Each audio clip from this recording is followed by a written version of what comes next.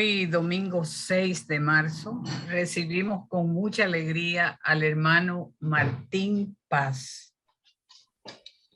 Él nos estará dando una conferencia que es el estado de atención. El estado de atención. Martín Paz es un hermano de la Sociedad Teosófica Argentina.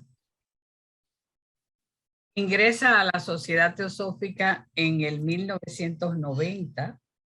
Es analista de sistema. Su libro es Luz en el Sendero. Y su autor favorito es Krishnamurti. En nombre de la Federación Teosófica Interamericana, le damos la bienvenida a todos ustedes y a nuestro hermano Martín Paz.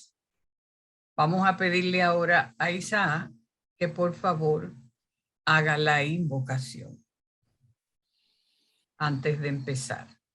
Gracias. Bien, unos segundos vamos a tratar de repetir las frases de la invocación.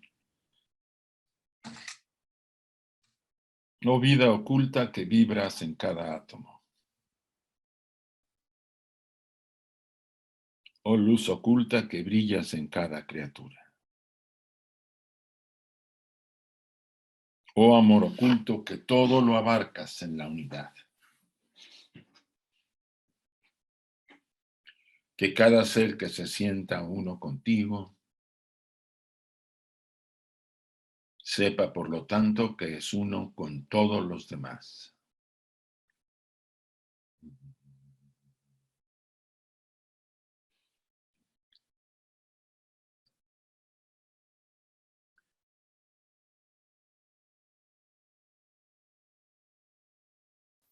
Gracias a todos.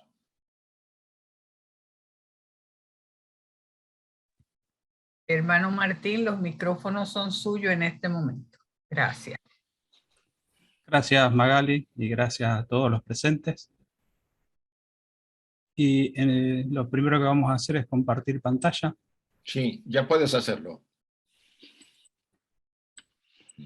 Bien, el tema de hoy es el estado de atención. Hay varias cosas que deducir ya a partir del título y que vamos a ir charlando. Quizás queden más preguntas que respuestas, pero un poco la idea es esa, de poder pensar acerca de esto y no tanto llegar a conclusiones. Hay una frase que me gustó como para comenzar, que es de Mahatma Gandhi, y dice: la gota de agua participa de la grandeza del océano, aunque ella no lo sepa. Pero ni bien se empeñe en separarse de él, se secará completamente.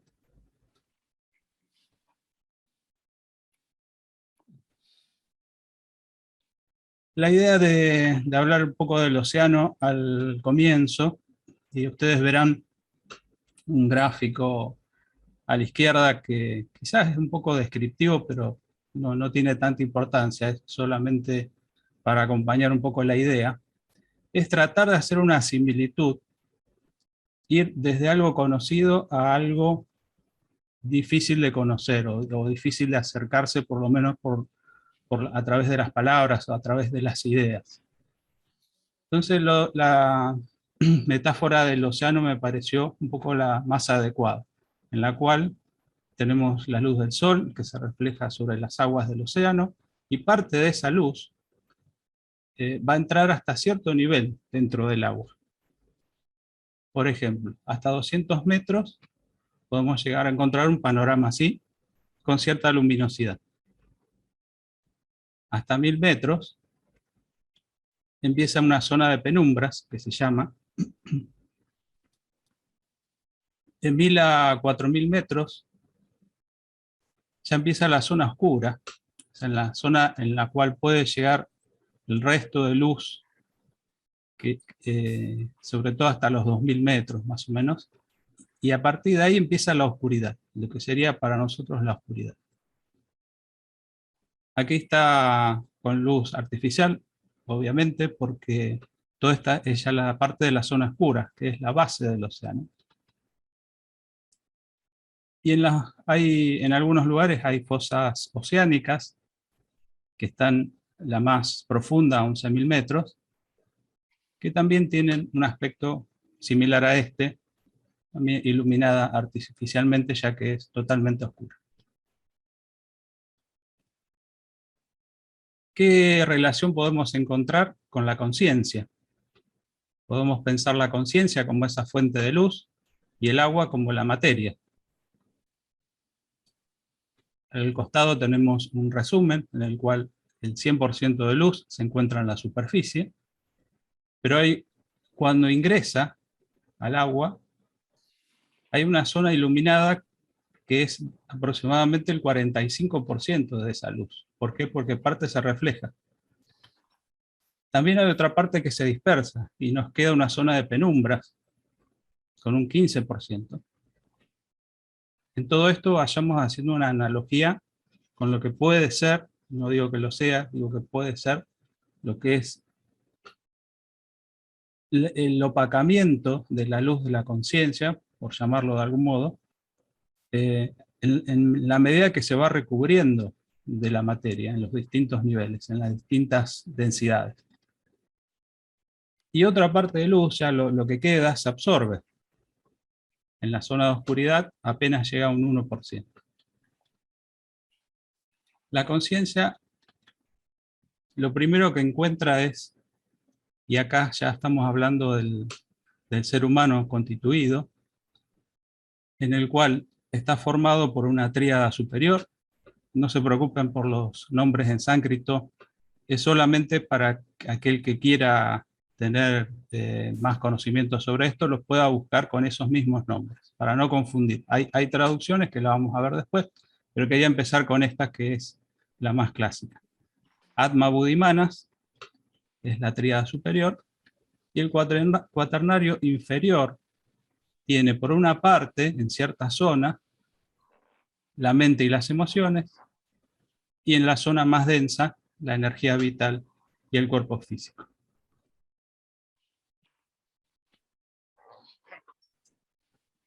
Aquí tenemos otra forma de verlo, es la que habitualmente usamos en los cursos, y quería aprovechar eso para el que ha participado ya en algún curso, en el cual podemos ver Atma, podemos decir que es la voluntad en realidad es voluntad espiritual, la intuición, que es Buddhi, y el mental superior, que es parte de Manas. Todo esto conforma lo que se llama el yo superior. Y el yo personal, o yo inferior, si uno lo quiere llamar así, pero prefiero como yo personal, está constituido por esa otra parte de Manas, que es mental inferior, emocional y físico. La luz de la conciencia, como habíamos planteado, se va recubriendo de materia cada vez más densa. El movimiento propio de cada vehículo, pensemos que la conciencia penetra en todos los niveles, en todos los planos, en todos los vehículos. Y el movimiento de cada vehículo distorsiona la dirección de esos rayos de luz. Y la mayor densidad en cada plano va absorbiendo esa luz y limitando nuestra conexión con lo superior. Y acá lo vamos a dejar planteado. Hay muchas cosas que van a quedar solamente planteadas. Y es que hay una correlación simpática, si queremos ponerle un nombre, a través de la vibración que tiene cada plano. Así como Manas es dual, en el cual podemos hablar de un mental superior y un mental inferior, Buddhi tiene una cierta correlación con el plano emocional. Por eso cuando hablamos de intuición, muchas veces, o lo que es la forma común de entenderlo, tiene que ver con lo sentimental, con lo emocional, y no es eso.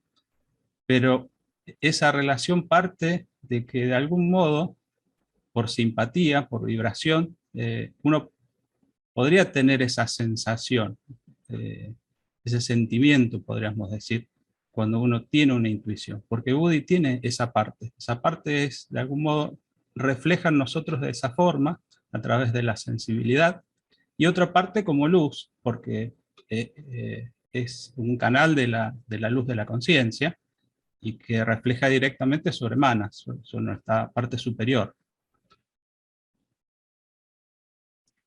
Lo mismo pasa con la voluntad y el plano físico. Hay una relación también de ese estilo.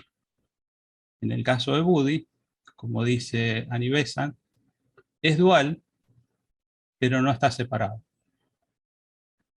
Y es muy importante ese detalle. Tiene una dualidad, en el plano búdico hay una dualidad, pero no hay separación.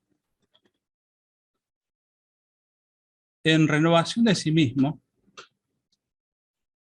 Taimi plantea, de algún modo o de otra forma, para darle otro aspecto, que en vez de planos superpuestos uno encima del otro, son círculos concéntricos, en el cual el círculo central es el logo solar, y el círculo más externo, podríamos llamar, es el plano físico.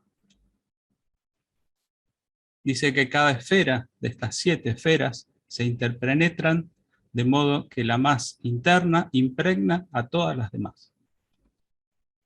Es decir, lo que es el centro de energía, que podríamos llamar logo solar, penetra en todos los niveles, desde adentro hacia afuera. Todas estas palabras son relativas, ¿no? No hay una adentro y una afuera. Al ir hacia adentro, si uno hace el camino inverso, o si quiere hacer el camino inverso, desde el plano físico hacia el centro, al ir hacia adentro, esfera tras esfera, o plano tras plano, si lo vemos de la otra forma, los velos de ilusión se adelgazan hasta desaparecer completamente cuando alcanzamos la conciencia del logo solar, que impregna y sostiene todos los planos. Este logo es justamente el que da vida a todos los planos y los sostiene.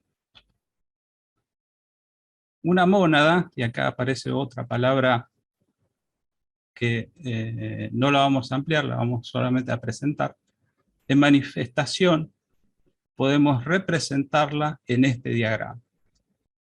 Este diagrama lo que intenta representar que esa luz, o ese logos, de algún modo emite ciertos rayos. Ese rayo de luz es la mónada. Acá le estamos diciendo mónada, y que esa mónada, en la medida que se va recubriendo de los distintos niveles de densidad de materia, va formando vehículos. Yo acá puse 3 a modo de ejemplo, pero va formando en cada plano, de algún modo se va recubriendo de materia, y va generando un vehículo, como dice acá, por un radio. Esa es la forma que está representada, por un radio que atraviesa todos los círculos concéntricos. Esto indica que el rayo de la conciencia divina, que representa a una mónada, en este esquema, pasa a través de todos los planos y energiza un juego completo de vehículos que la conectan con los diferentes planos. Acá plantea otra cosa más, Taimi, es de qué manera tenemos que hacer ese camino inverso del que hablábamos, de ir acercándonos a esa luz. Lo primero que él dice es ver las cosas como son, hasta donde ello sea posible. Aún con las limitaciones de los planos inferiores, es uno de los requisitos preliminares para adquirir la visión espiritual. La intuición no puede actuar por medio de una mente distorsionada. Es muy difícil, si no imposible, ver las cosas fielmente y en su justa perspectiva. Es necesario mantener en suspenso o neutralizar las tendencias de la mente, sean activas o latentes, para tener lo que se llama una mente abierta. La mayoría de la gente vive poniéndose toda clase de anteojos de color y mirando todo a través de ellos, sin siquiera darse cuenta de que hay algo falso en su visión de las cosas y de las personas que la rodean. O sea, ni siquiera nos damos cuenta de que tenemos esos anteojos coloreados distorsionando nuestra visión del mundo. Cuando estas parcialidades se establecen, surgen los prejuicios más absurdos que encierran la visión dentro de un marco muy estrecho, que a veces nos ciegan acerca de algunas cosas.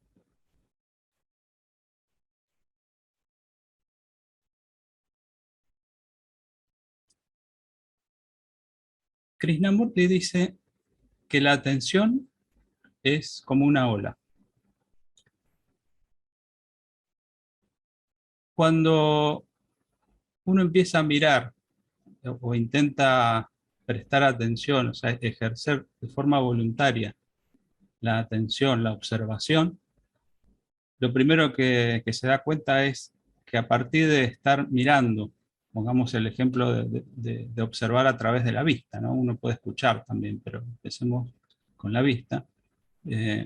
Al instante siguiente uno ya está pensando en algo relacionado con eso, porque impactó algo dentro nuestro y eso provoca un movimiento desde afuera hacia adentro. Un poco lo que quiere decir Krishnamurti es esto, que la atención va desde un punto exterior a un punto interior dentro nuestro. Pero ese movimiento de olas que va y viene es algo natural, en realidad. Es algo en el cual la mente tiene un funcionamiento de tipo cíclico y está bien que eso sea. Ahora, de algún modo, en todo esto hay una trampa que tenemos que descubrir, o sea, cómo tener esa atención en forma completa. Uno observa un objeto e inmediatamente se refleja hacia adentro. En nuestro interior todo existe como reflejo de lo externo. De algún modo ahí tenemos modelos mentales, que algunas veces esos modelos van cambiando, se van rompiendo, o uno tiene chispazos y lo ve de otra forma. Pero en general uno mira todo a través de esos lentes que decía Taimi, que no dejan de ser otra cosa que modelos mentales. Hay una relación que se establece sujeto-objeto, en la cual esa relación adquiere su significado. Y quizás un ejemplo para esto es, para entenderlo un poquito más, es las cosas significan para cada persona algo distinto. Si yo tengo un objeto, un libro, un anillo o algo que alguien me regaló con afecto, eso va a tener un significado para mí que no lo va a tener para otra persona.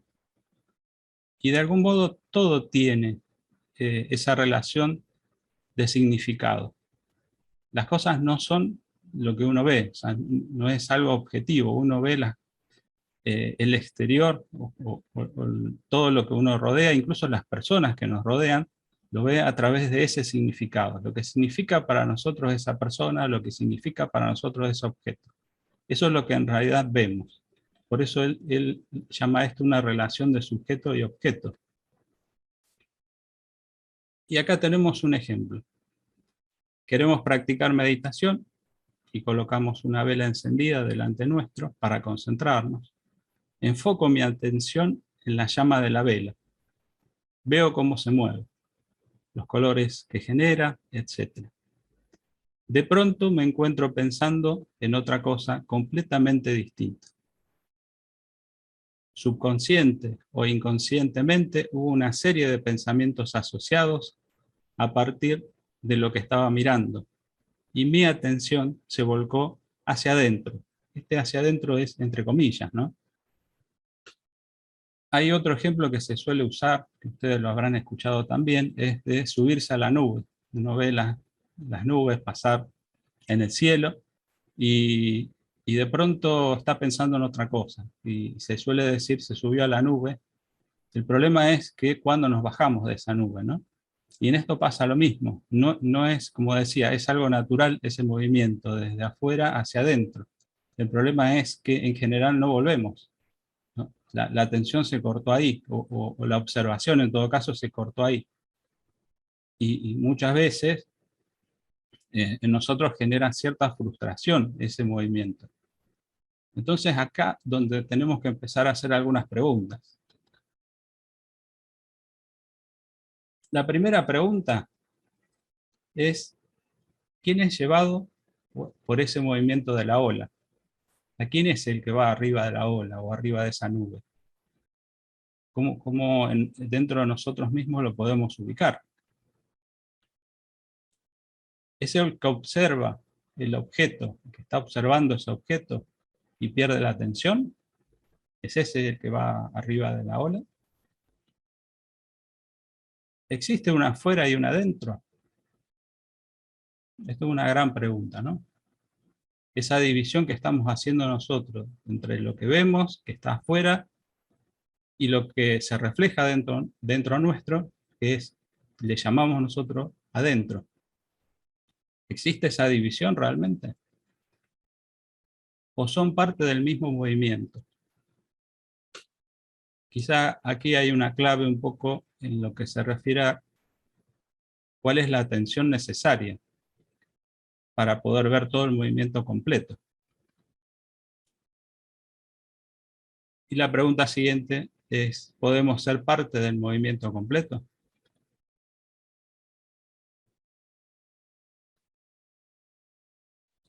Y quería agregar esta pregunta de Krishnamurti, que dice, ¿podemos hacer una pregunta y dejarla sin tratar de encontrar una respuesta? Son muchas preguntas, ¿no? Vamos a una definición que tiene que ver con la palabra estado, cuando uno habla de estado de atención, en este caso. ¿Qué significa estado? Abajo yo puse solo un ejemplo. Estado sólido, estado líquido, estado gaseoso. Se emplea para describir una situación en la cual se encuentra un objeto, en este caso el agua, o un ser vivo. En estos casos, la palabra está relacionada a una forma de ser o de permanecer. Esto es una definición del diccionario, ¿no? Esto abarca también los modos de ser o estar en el transcurso del tiempo. La palabra viene del latín status, que significa estar detenido, aunque con el tiempo la palabra comenzó a usarse para referir el estado de algo en un momento determinado. Pasó de ser algo estático a algo, o sea, cuando uno pregunta cuál es el estado, es en un momento determinado. Es algo dinámico, ¿no? Aclarada esta parte, vamos a pasar a más preguntas. ¿La atención depende exclusivamente de la voluntad? Todo esto es para ir pensando, ¿no? Darle vueltas un poco en nuestra cabeza a ver qué nos aparece, qué nos sucede. ¿Existe un estado al cual uno llega o alcanza? ¿O es un estado que no depende del tiempo? Es decir, ese llegar o alcanzar, de algún modo dependen del tiempo. O sea, yo voy a hacer una serie de pasos y voy a llegar o alcanzar esa meta o eso que esté buscando. Y acá me voy a valer de un ejemplo de Krishnamurti también. Él dice que una persona va caminando hacia el norte creyendo que iba hacia el sur. Creo que es un ejemplo que de algún modo nos ha pasado a todos, ¿no? En algún momento nos ha pasado eso, de perdernos, podemos decir. Estamos yendo hacia un lugar pensando que vamos hacia el otro. Dice que la persona iba caminando hacia el norte pensando que iba hacia el sur. Y de pronto se da cuenta de su error. O sea, a partir de la misma observación, o sea, de las calles que no conoce, de todo lo que... O sea, hay algo en él que resuena que está equivocado, que hay un error, y de pronto se da cuenta de ese error. ¿Qué es lo que pasa? Algo se da vuelta en su cabeza. Él ni siquiera se ha movido, o sea, quedó aún todavía apuntando en la dirección equivocada, pero dentro suyo hubo un cambio. Y ese cambio hizo un giro completo en el cual ahora sí se puede llegar a orientar. Ese movimiento, antes de ir a las características, ese movimiento es lo que él llama un movimiento negativo. Él habla a veces de un movimiento positivo, un movimiento negativo. En realidad habla de una acción positiva y una acción negativa. Esa acción negativa genera ese movimiento negativo, pero no en un sentido, no en el sentido de la palabra de en sentido malo, digamos, sino como algo positivo, algo bueno, o algo negativo, algo malo. Es una acción de negación. Le dicen acción negativa porque es una acción de negación. De pronto hay algo en él que despierta, se da cuenta del error y niega todo lo que está haciendo, niega ese movimiento positivo.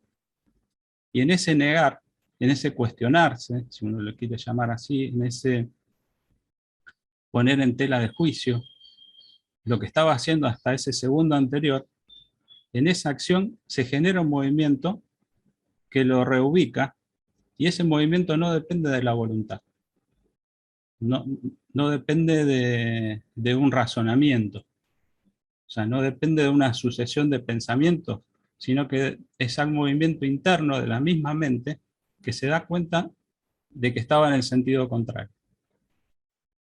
¿Cuáles son las características de esta acción negativa?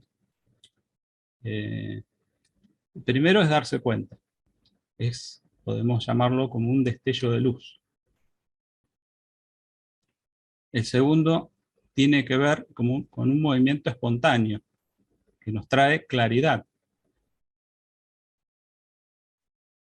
El tercero es cuestionarse. Cuestionarse, muchas veces Krishnamurti habla de la palabra orden. Un poco lo que pone orden en nuestra vida, lo que pone orden en nuestra mente, para empezar, es justamente ese cuestionarse las cosas que no encajan.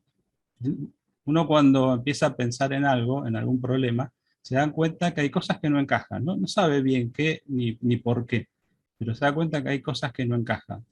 Y muchas veces eso ya de por sí nos está diciendo algo. El problema es que normalmente nosotros descartamos esa cuestión y decidimos ir por determinado lugar, pensando que eso es lo correcto y lo otro no.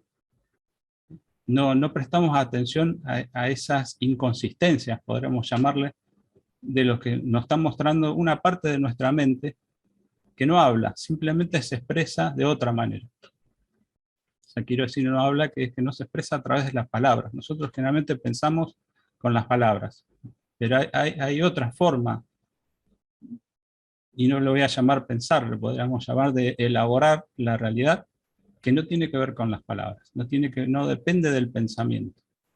Entonces, en ese cuestionarse aparece el orden, nos permite lograr ese orden.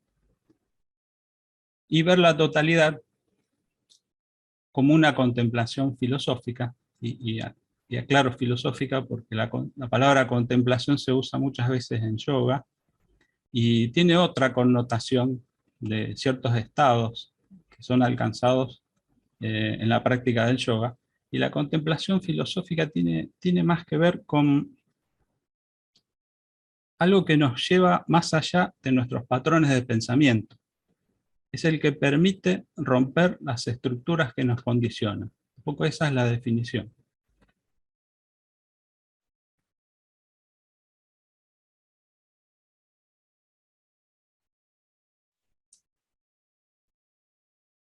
La atención es el resultado del movimiento de la mente. Y aquí me voy a valer también de otro ejemplo de Krishnamurti. Él habla de que cómo es que se distorsiona la realidad. En principio la mente, y él dice que el lago es la mente, sus aguas son agitadas por el yo.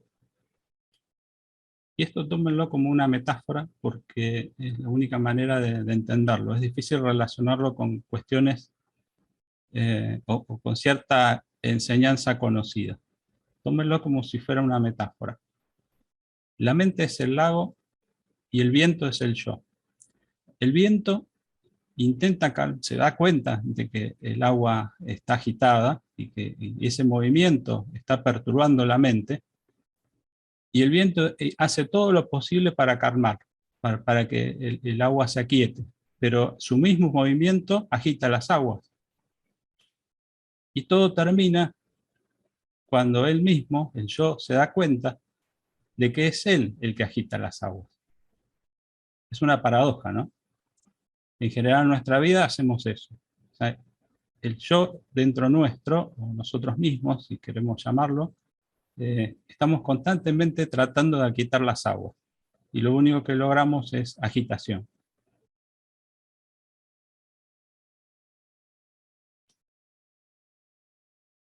Un poco para verlo desde otro punto de vista, y verán que hay similitudes, traje el Satipatthana Sutra.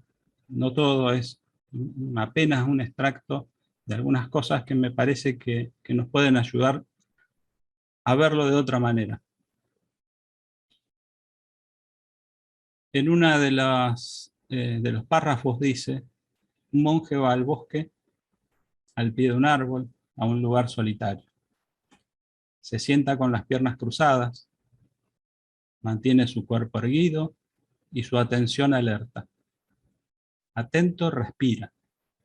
Conscientemente de todo el cuerpo, inspira. Así se ejercita. Conscientemente de todo el cuerpo, expira. Calmando la función corporal, así se ejercita. Así vive contemplando interna y externamente. Tiene conciencia de que hay un cuerpo, en el grado necesario para el conocimiento y la atención. Y vive con independencia, sin apegarse a nada en el mundo.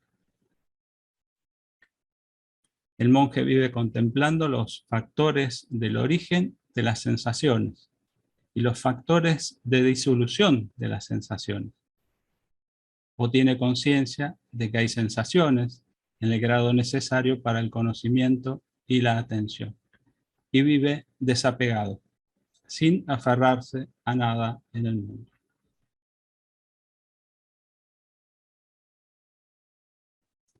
Asimismo, un monje aplica la clara comprensión al caminar, al mirar hacia adelante y al mirar alrededor.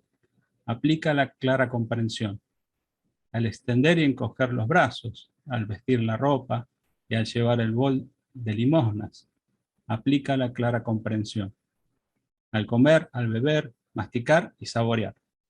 Aplica la clara comprensión al andar, al avanzar o retroceder, permanecer de pie, sentarse, dormir, al despertar, al hablar y al callar. Aplica la clara comprensión. Conoce el oído y los sonidos, la nariz y los olores, la lengua y los sabores, el cuerpo y los objetos táctiles, la mente y los objetos mentales, y conoce las ataduras que dependen de ellos. Sabe cómo surgen las ataduras que existían previamente. Sabe cómo se rechazan las ataduras surgidas y sabe cómo ya no vuelven a surgir en el futuro las ataduras rechazadas. He aquí un monje, cuando hay pasión en la conciencia, lo sabe. Lo mismo cuando no la hay. Sabe cuando hay odio o ignorancia. Y cuando la conciencia está distraída, sabe que está distraída.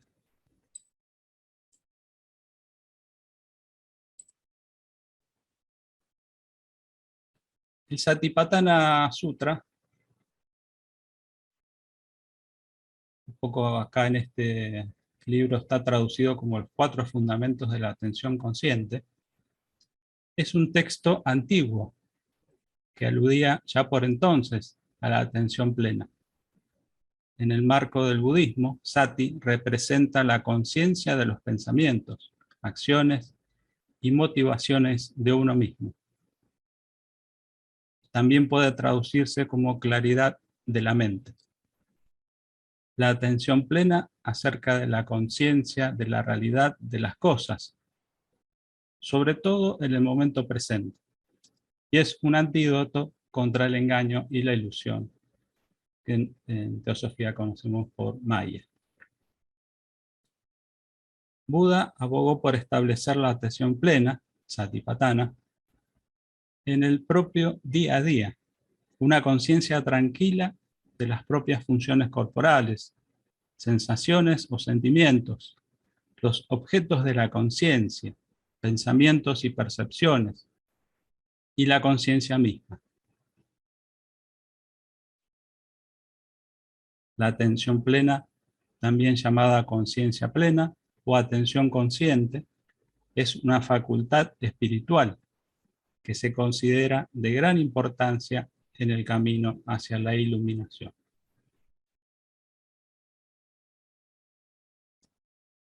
En este punto he tomado de un librito muy sencillo que es Mindfulness para principiantes, de Jon Kabat-Zinn, he tomado algunas ideas como para ir tratando de hilvanar todo esto que vimos. La primera es que meditar es ser conscientes. Es prestar atención al momento presente sin juzgar. Estar atento a la experiencia tal cual es, sin empeñarte en que sea diferente. Conciencia, en realidad, es una facultad que nos resulta ajena. No tenemos que ir a ningún lugar ni conseguir nada, sino tan solo aprender a habitar ese dominio de la mente del que estamos desconectados. La práctica nos permite familiarizarnos con las idas y vueltas de la mente, de modo de poder llegar a estabilizarla. Aún la más pequeña estabilidad resulta tan importante como transformadora. Independientemente de cuál sea tu experiencia, lo importante es la conciencia que tengas de ella. Lo importante es la conciencia que tengas de ella. La esencia de la práctica de la atención plena consiste en ser consciente, tanto en la práctica formal de la meditación como en la vida cotidiana. Si aprendes a morar en la conciencia, tu vida entera se convierte en una práctica meditativa. Los objetos de atención nos ayudan a estabilizar la atención. Poco a poco empezamos a darnos cuenta de lo que es la atención. La atención tiene que ver con la relación existente entre el que percibe y lo que parece ser percibido. Y remarco acá la palabra parece.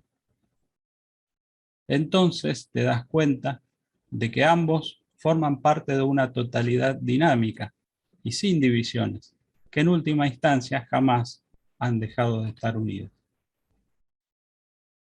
Lo primordial es, pues, la conciencia.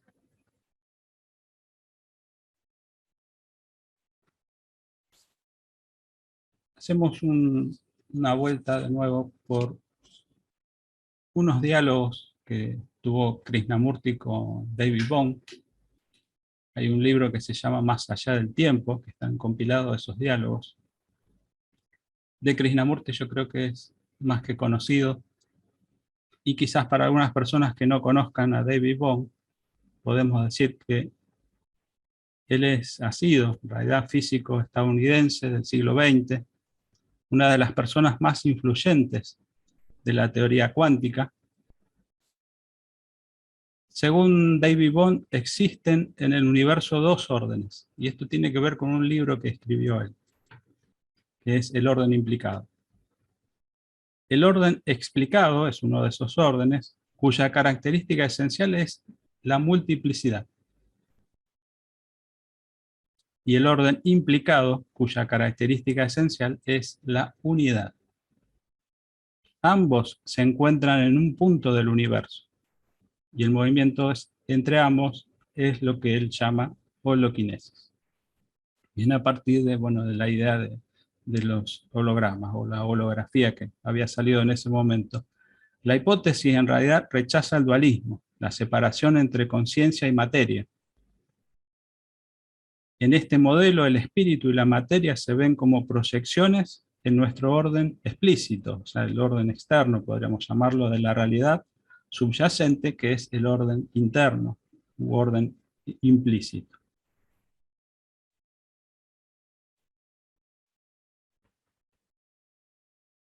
Y el diálogo acá también es muy breve extracto, es muy complejo el libro y muy interesante para seguirlo.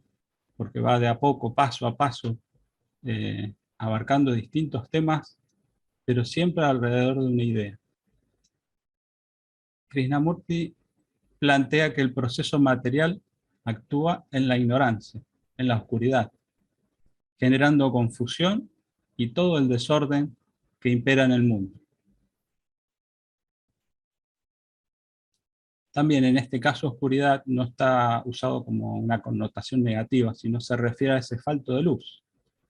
Por eso dice, pero un destello del discernimiento disipa la oscuridad, ilumina todo el campo, lo cual significa que la oscuridad y la ignorancia han sido disipadas.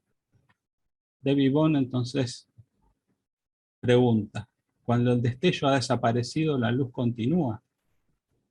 La luz está ahí, el destello es la luz. Cuando tiene lugar el discernimiento, esa oscuridad se disipa. El discernimiento disipa esa oscuridad. Correcto, dice Debbie Bond.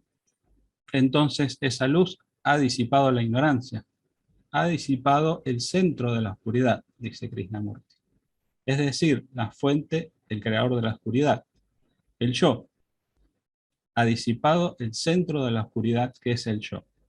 Por lo tanto, el silencio del discernimiento ha limpiado, ha purificado todo eso. Otro de los libros que me gusta leer a menudo tiene que ver con el despertar de la sensibilidad o el arte de ver. Y acá aparece algo que quizás hasta ahora se nos haya escapado en todo esto. Al principio hablábamos de esa dualidad que tiene Buddhi, o sea, ¿en qué es dual? Uno cuando habla de Buddhi habla de luz, siempre habla de un destello, habla de la conciencia, habla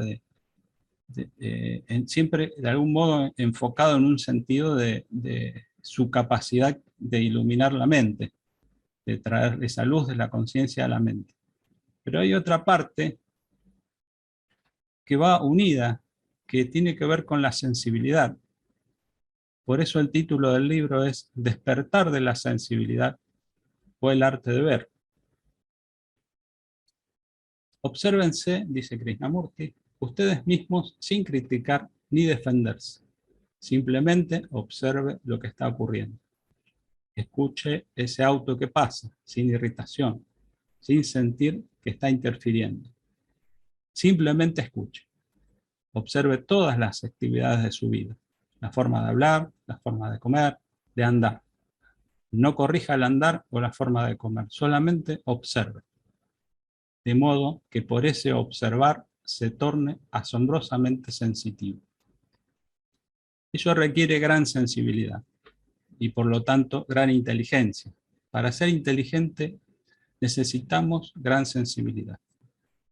Pero solo puede haber sensibilidad cuando todo el cuerpo es sensible al modo como observamos, vemos u oímos.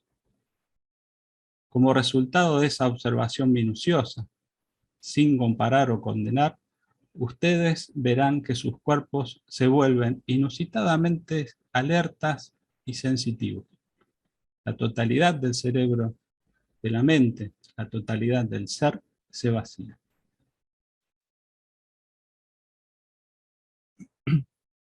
Un poco para terminar,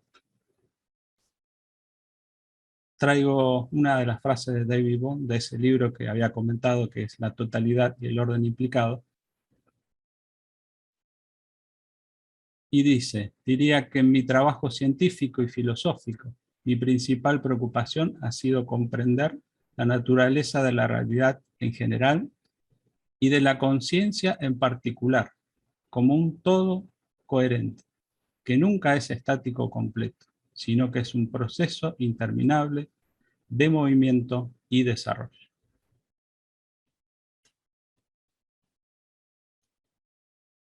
Gracias a todos por escuchar y si hubiera algunas preguntas, voy a dejarla para los efectos de la grabación, voy a dejarla el compartir pantalla con esa imagen. Si ahorita te abro los micrófonos a los que quieran preguntar.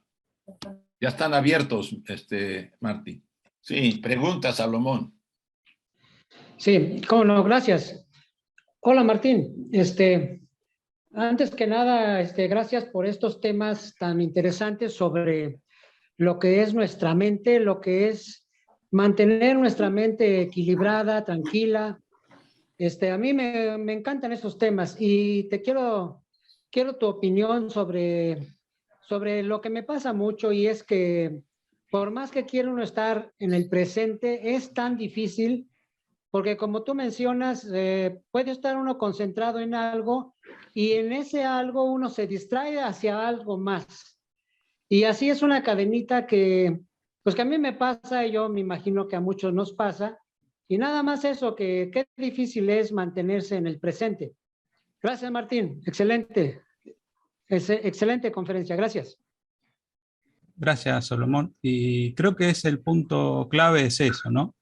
Un poco no quería meter en la conversación porque hay mucho tema para hablar de acá y sí va a ser muy extenso. Y aparte uno puede mantener la concentración, como vos decías, hasta cierto tiempo. Y un poco lo que plantea Krishnamurti es esa supuesta diferencia o esa ilusoria diferencia entre el observador y lo observado. Y tenemos que ver, tenemos que trabajar eso dentro nuestro. O sea, es cuando nosotros observamos, es ver quién es el que observa.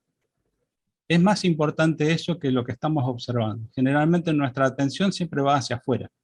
Uno cuando dice, bueno, voy a observar el atardecer, o una flor, o un árbol, o algo para que sea fácil, ¿no? Siempre uno busca algo bello para que sea fácil para la mente, la atención, la concentración. Pero esa supuesta atención va desde un punto hacia el otro. Y lo más importante cuando uno intenta estar en el presente o intenta observar es estar relojeando, como decimos nosotros, o mirando así de reojo, quién está mirando, o sea, quién es el observador, o qué parte nuestra, porque en general es un fragmento nuestro el que está observando.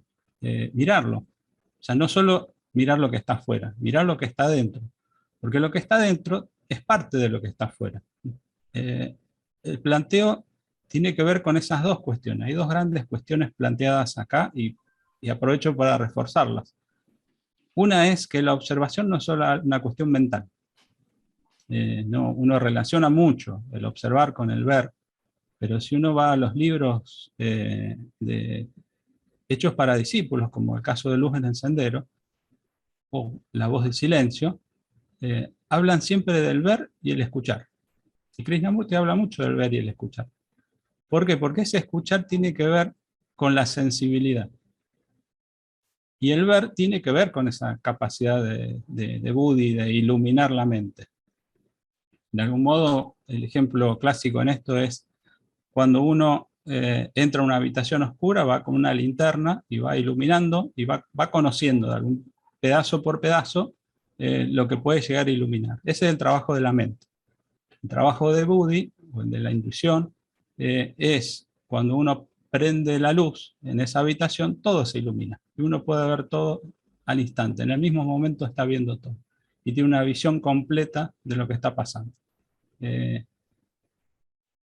Si uno se queda con ese trabajo mental, siempre va a ir pedazo por pedazo. Pero tenemos que empezar por algo. Empecemos desde ahí. Si eso es lo que sabemos hacer, empecemos con eso. Pero miremos también detrás de la linterna quién está observando. O sea, no solo lo que se ilumina en nuestra mente, sino quién está observando. Y ese yo creo que es el desafío y el trabajo principal. En la medida que uno pueda hacer eso, va a observar todo el movimiento. Y ese movimiento completo es lo que nos lleva al estado de atención.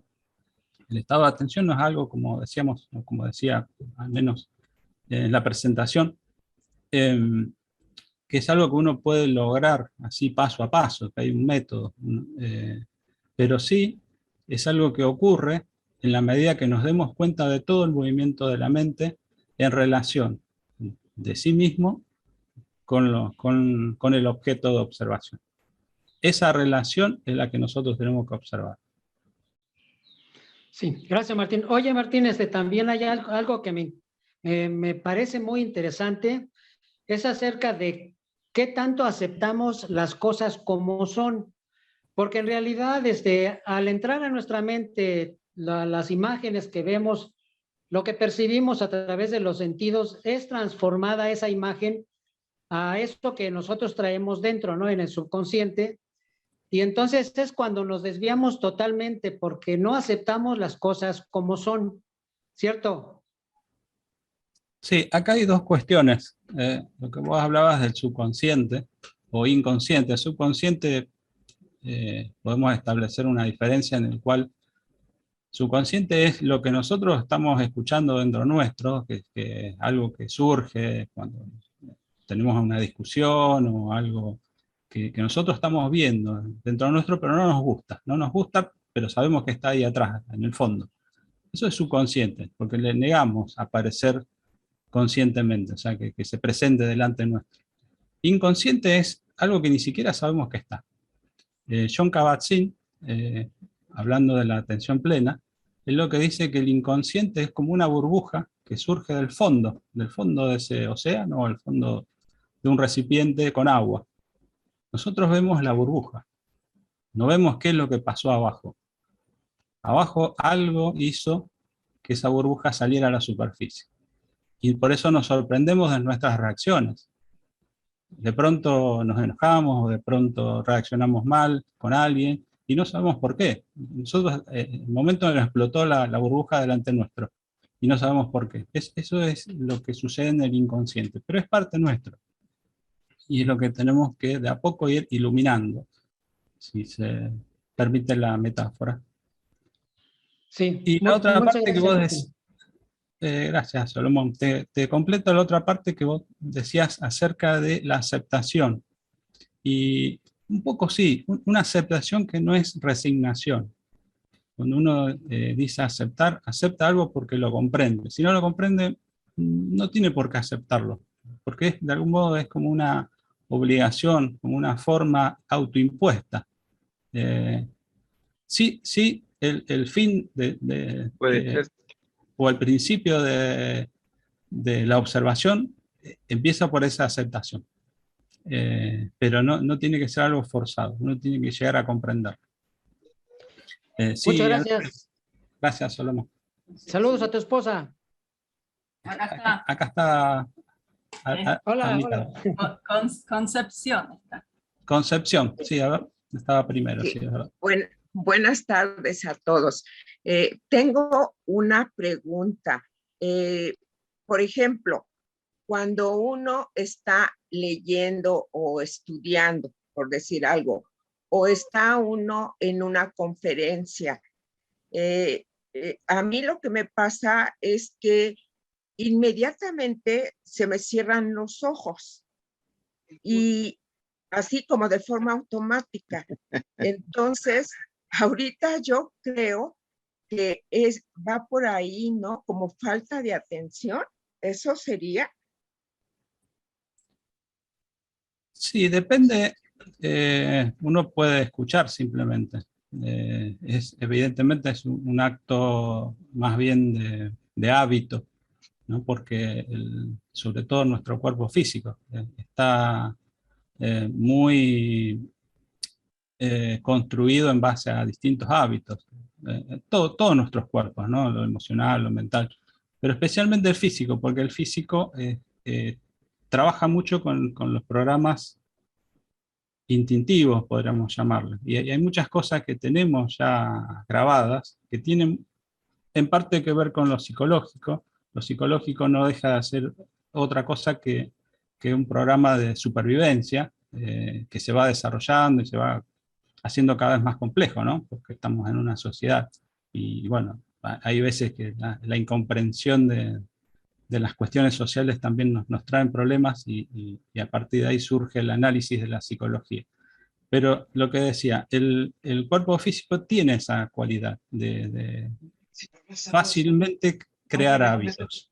Y ese hábito puede que sea algo que te perjudique o no. Ya, eso es lo que tendrías que ver. Si ese hábito hace que pierdas la atención, bueno, en principio habría que ver por qué sucede. Si no, si es un hábito que lo que hace es tratar de enfocar la atención en el escuchar, por ahí puede ser positivo, pero eso va a depender de la observación tuya, de cómo lo ves. Entonces, en este caso, tengo que estar usando muy de cerca el discernimiento para ver, porque sí, ahorita me recordé que cuando yo tomé un curso de meditación hace mucho tiempo, incluso nos decían que si cerrábamos los ojos, no era porque íbamos a dormir, sino de alguna manera bloquear la visión para tener concentración. Gracias, ese comentario me sacó esto. No sé si vaya bien o tienes algún comentario, hermano. Sí, te agrego, gracias Concepción por la pregunta, y te agrego solo una cosita. Uno puede, a veces es difícil, porque uno está bombardeado por el exterior, y sí, si a uno le es más fácil concentrarse en lo que uno escucha, cerrando los ojos, está bien para empezar, pero después hay que ir agregando todos los sentidos. Uno tiene que poder, la observación plena o la atención plena tiene que ver con que estén los 5 sentidos a la vez funcionando, ¿no? Por dar un poco la pauta hacia dónde uno tiene que encaminarse. En general tenemos uno solamente, a lo sumo 2, la vista y el oído, o la vista y la parte táctil. O sea, a veces nos damos cuenta cómo estamos sentados, otras veces no.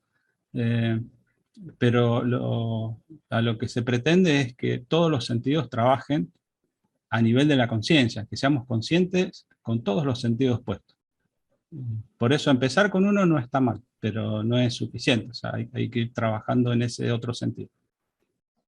Gracias, Concepción. Muchas gracias. Estaba Alfredo. Alfredo estaba en turno. Sí. Alfredo, usted Sí. estaba en turno. Ok. Disculpa, yo quería preguntarles dónde podemos volver a escuchar la conferencia tan excelente que nos dio Martín. Gracias, Alfredo. En América Teosófica, el canal de YouTube. Después lo vamos a poner en el WhatsApp, si vos tenés el WhatsApp. Y si no, América Teosófica, gracias. gracias a vos. iPad. Entonces, Sí, Magali. hay otra persona que se llama Pat Bermari. Bermari, sí. Gracias. Buenas tardes y muchas gracias por sus palabras, fueron muy interesantes. Y yo lo que quería preguntar es lo siguiente. Cuando yo traté de iniciar en este ejercicio de la atención plena hace muchísimo tiempo, lo hice a través de algo que es muy conocido y quiero saber su opinión, que es el sonido alfa.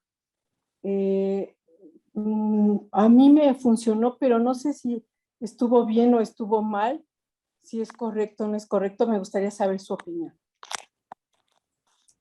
Sí, acá no hay un método, una fórmula, o sea, lo correcto o lo incorrecto, es lo que a uno le puede ayudar. De hecho, están los mantras. Lo del sonido alfa es un poco algo nuevo. Yo quiero pensar de buena fe que es algo experimental, que alguien lo ha comprobado. Yo no tengo esa comprobación. Y de hecho, el cerebro funciona en distintos niveles de vibración, ¿no? Justamente se llama alfa, beta, y cada nivel de vibración cerebral está catalogado de forma del nivel más consciente, que es el estar despierto, al nivel de sueño profundo. Uno de esos niveles, quizás el más bajo, que no llega a ser sueño profundo, tiene que ver con el ensueño, y ese ensueño está muy emparentado con lo que es la meditación. O sea, es el nivel más bajo que uno puede estar funcionando el cerebro sin dormirse. Y eso sí está comprobado a ese nivel. Después, a partir de ahí, han surgido esos supuestos sonidos que pueden que funcionen o no sé. Pero si a uno lo ayudan, si no es un sonido que a uno lo perturbe, todo lo que es agradable para el oído, hasta una misma música, no hace falta que sea un sonido en particular, si una música es agradable para el oído y a uno lo ayuda, me parece bien. Siempre estamos hablando de para empezar el trabajo. Después cada día uno tiene que esforzarse un poquito más, ¿no? Es como cuando uno va a un gimnasio. Empieza con un poco de peso y va haciendo cada vez más trabajo para ir reforzando esa línea de acción.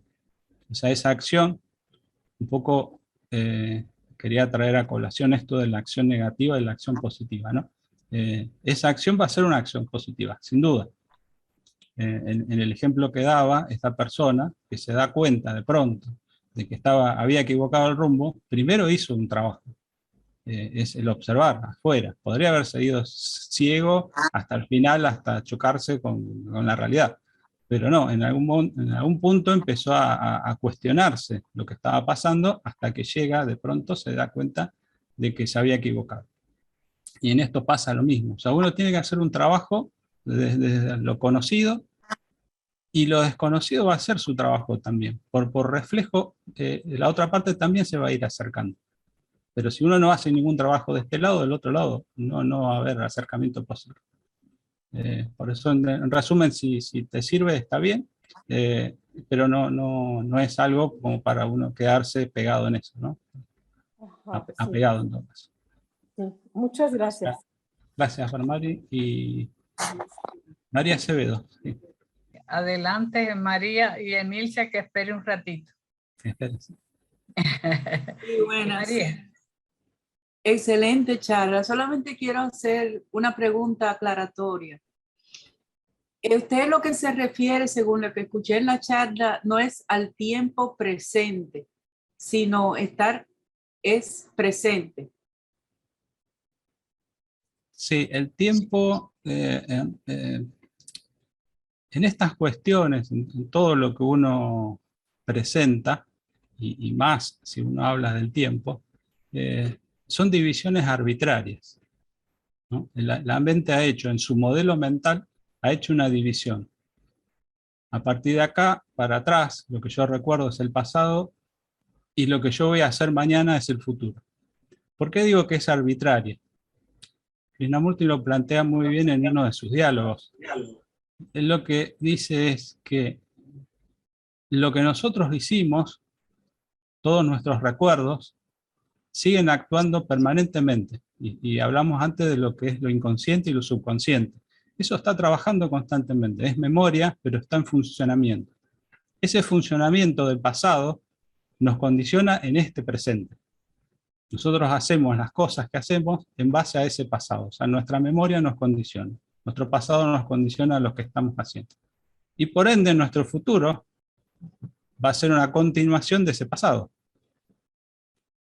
No hay una división. O sea, el pasado condiciona el presente y lo que yo estoy haciendo ahora ya está condicionado, por ende lo que yo haga en el futuro va a seguir condicionado. Y es todo un solo movimiento, que es movimiento de la memoria y del pasado. Ahora, cuando uno habla del presente es un punto de quiebre, ¿no? Un punto en el cual uno deja de lado el pasado, deja de lado la memoria, el yo, o todo lo que sea condicionamiento, y empieza a pensar, pero hacia adelante, empieza desde cero, empieza con la mente en blanco, no sé cómo quieran llamar, pero esa forma de ver, y por eso bien plantea Krishnamurti la cuestión de que si el pasado no nos condiciona, en ese caso sí, lo único válido es el presente, porque lo que hagamos en el presente es lo que va a repercutir en el futuro. O sea, el futuro no existe. Lo único que existe es el presente. Lo que yo estoy haciendo ahora es lo único que va a repercutir en mi futuro. No puedo pensar en función de lo que voy a hacer mañana. Porque lo que hay que hacer ya lo estoy haciendo hoy. Y lo que puedo hacer, lo puedo hacer hoy, no lo puedo hacer mañana. Entonces siempre es el presente, es la clave para lo que viene. Y lo que viene vendrá, pero va a ser en función de lo que yo haga ahora. Pero si dejo de lado el pasado, si yo solo tomo el presente como una continuidad, ¿no? Como una continuación del pasado, no va a haber cambio posible. No sé si te aclaré un poco, María. Gracias. Gracias. ¿Puedo borrar las cookies, Martín? No, las cookies no. No. Si no, tenés que escribir todo de nuevo en la compu. Sí. Ese es el pasado que nos condiciona. Está Milce ahora. Sí. Sí, en realidad yo quería agregar algo porque por ahí se preguntó respecto a que cuando uno escucha una charla o puede aparecer un estado de somnolencia, y he visto, porque a mí me ha pasado, que a veces el estado de somnolencia puede deberse solamente a factores físicos en esos casos, porque puede que o al cuerpo físico le esté faltando alguna vitamina, puede haber un estado de estar anémico, por ejemplo, o también a veces hay medicaciones que nosotros creemos, porque no son medicaciones que tengan que ver con el sistema nervioso para nada, pero que igualmente ocasionan somnolencia. Así que esos son los factores que yo puedo decir que pueden suceder. Un poquito informativo, nada más. Yo le agregaría alguna comida tamásica también. Sí, también, bueno. Ay, bueno. ¿Alguna pregunta? Y estar demasiado cerca frente al televisor. Ajá. Sí, se te cerró el micrófono, Magali, pero ahí veo a Edith. Está la hermana Edith, por favor. Edith, el micrófono, Edith. Gracias, señor. Solo quería felicitar porque ese tema, siendo tan abstracto, ha sido muy bien expuesto por nuestro querido Martín. Y quería referirme solamente a... No hay nada que añadir, pienso yo. Me encantó lo de los cookies. Voy a ver si hay un antivirus por las cookies. Quería solamente decirle que hay veces que las personas han sido condicionadas de pequeñas a, por ejemplo, a no leer, a no querer leer o a ser castigadas para leer. Entonces, inmediatamente, como respuesta, el cuerpo genera ese tipo de sueño o somnolencia. Conozco de casos de personas que han sido cuestionadas a rezar, por ejemplo, por imposición de los padres o en los colegios, y le sucede exactamente lo mismo. Una señora decía: cada vez que voy a arrancar con el Padre Nuestro empiezo a bostezar, ¿no? Y no termina el Padre Nuestro y está bostezando peor. Entonces yo también puede ser una condición más. Bueno, esto como un pequeño aporte, pero felicito a Martín y a todo el equipo porque es un tema súper interesante. Un abrazo para todos. Gracias, Manita. Gracias, Martín. Manita, mira, si no hay otro hermano, o si hay alguna pregunta en el chat. Yo soy Salomón. Oh, Salomón, aquí, gracias. Entra al salón. Bueno, Salomón, a mí me pasa lo mismo que a Conchita, a Concepción, pero me pasa cuando los temas de que se trata me parecen difíciles o muy ajenos a lo que me interesa o a lo que yo puedo comprender. Eso me pasa generalmente porque digo, bueno, este tema yo no lo entiendo. Entonces me aburro, empiezo a bostezar, o me salgo o me aguanto, ¿no? Pero bueno, nada más quería aportar eso porque eso me pasa mucho a mí también. Cuando no es un tema que yo puedo asimilar, pues sí me aburro, ¿no? Y me da somnolencia. Nada más. Muchas gracias. Saludos a todos. Gracias. Gracias, Salomón. Hago un comentario acerca de esto para tenerlo en cuenta, ¿no? Como un tips, digamos, de lo que es el trabajo. Y hay un libro muy lindo que se llama El Camino del Kaizen. El Kaizen es una forma japonesa de trabajar en el cual se va paso a paso. O sea, lo que podemos hacer. No busca ir más allá de nuestras posibilidades actuales. Hoy, ahora, ¿qué puedo hacer? quiero empezar a hacer gimnasia, no puedo hacer 1 hora de gimnasia, no puedo hacer media hora, no puedo hacer 10 minutos. Bueno, hagamos 1 minuto de gimnasia. 1 minuto de gimnasia, hoy, mañana, ese minuto quizás se me haga poco y termine haciendo 2. Y así sucesivamente, uno irá paso a paso, irá alcanzando la meta que desea. Ese es un poco lo que propone El Camino del Kaizen. Es un libro, no recuerdo el autor ahora, pero después si querés te lo paso, Salomé. Por favor, gracias, Martín. Es un poco lo que decía Edith, también me hizo acordar a un libro que hace muchos años que no leo ya, que lo he leído muchas veces, que es El Arte de Pensar, de Ernest Dimiet. Y hay otro Arte de Pensar que es más nuevo, ¿no? Hace unos pocos años que también lo compré, pero ese viejo libro decía algo que me quedó grabado. Y es, uno tiene que adquirir el hábito de la lectura. Porque es muy importante empezar a leer. O sea, de a poco la mente se tiene que ir abriendo, ¿no? De alguna manera. Y el leer es una de las mejores maneras, creo yo.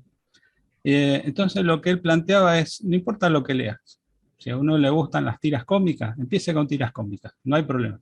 De a poco va a ir avanzando, va a dejar de ser interesante esa tira cómica y va a empezar a leer otras cosas, hasta llegar a los temas más profundos. Pero si no empieza a hacer ese recorrido con algo, empezar con algo es lo más importante, nunca va a ser el recorrido, siempre se va a quedar ese libro guardado en el estante porque uno cree que no lo va a poder entender. Empecemos con cosas que sí entendemos, que sí nos gustan, que sí nos interesan, temas que nos interesan, y de a poco todo lo demás se va a ir agregando en función de eso. Pero el trabajo tiene que tener cierta continuidad para que suceda, ¿no? Muchas gracias. Gracias. Bueno, pues yo creo que ya es tiempo de dejar a Martín en libertad prácticamente, y no sin antes darle las gracias en nombre de la Federación Teosófica Interamericana por esta charla tan maravillosa de tanto aprendizaje. Así es que 1.000.000 de gracias, Martín, y te esperamos, ya te vamos a poner en lista para otra ocasión. Otro tema, Martín. Otro tema, sí. Otro tema, sí, si quieres seguir desarrollando el mismo es maravilloso. Perdón, Magali, ¿podría, Martín, ¿podrías dar otra charla práctica de esto mismo que hablaste? Porque tenemos pocas charlas de estas, fue muy bonita y se ve que estás como muy empapado del tema. Y yo creo que sería bueno para todos que hicieras algo. Ahora fue, digo, teórico, bonito, pero podrías hacerlo, o podríamos hacer algo más práctico, sería muy bonito para todos. Sí, en la Casa Rosario hemos hecho talleres referidos a este tema. El ambiente es totalmente distinto, digamos, como decís vos, no es algo teórico presentado, sino se van proponiendo ejercicios y se va charlando los resultados. Pero habría que adaptarlo un poco a Zoom, ¿no? Siempre es más fácil presencial, pero podemos ver qué se puede hacer. Gracias a todos. Gracias a ti, Martín. Gracias. Te felicitamos, Martín. Gracias. Bravo, Enrique, bravo. Muchas gracias. 1.000.000 de gracias, Martín.